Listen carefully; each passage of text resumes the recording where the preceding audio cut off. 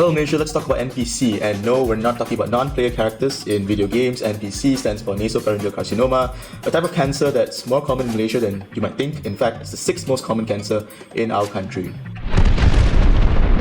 Now hang on there, before you start panicking and googling stuff, let's get some facts straight. So NPC is not nose cancer, it's a type of cancer that occurs in the nasopharynx, which is the upper part of your throat behind your nose. So it's also the most common in Malaysia amongst Malaysian Chinese and Bidayuh communities in Sarawak, but that doesn't mean the other ethnic groups can't get NPC, and that's why.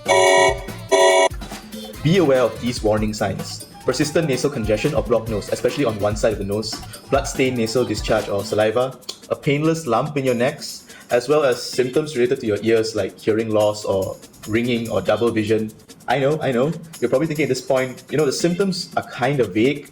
So how do I know what NPC is? So, okay guys, if these symptoms persist for an extended period of time for more than 2 weeks, and there's a pretty good chance that it's probably not because you're allergic to cat fur or you screamed your lungs out too much during your recent karaoke session.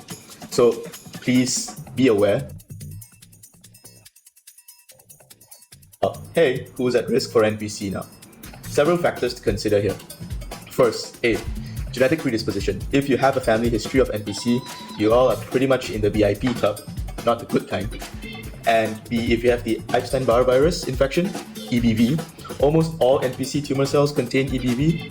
And C, if you have environmental factors that put you at a higher risk for said NPC. Lifestyle habits like smoking, regular consumption of ultra-processed or salty foods, and certain occupational hazards like exposure to chemicals, for example, formaldehyde.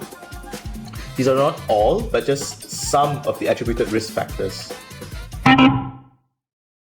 So, hey, if any of these feel like you at any point of time and you have some symptoms mentioned above, it's time to head out to your nearest oncology consultant or ENT specialist to get diagnosed. If it's not NPC, then great. But what if it is? What's next? Should I be afraid if I'm diagnosed with NPC?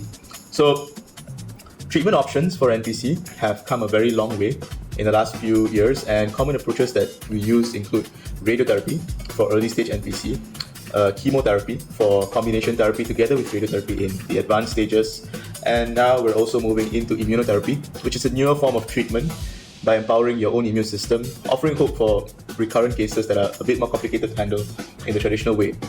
So these advancements in medical treatments are pretty much significantly improved for the survival rates of NPC, especially when it's detected early, which is why please get an expert opinion. It's so important to be diagnosed on time. The faster you do it, the better.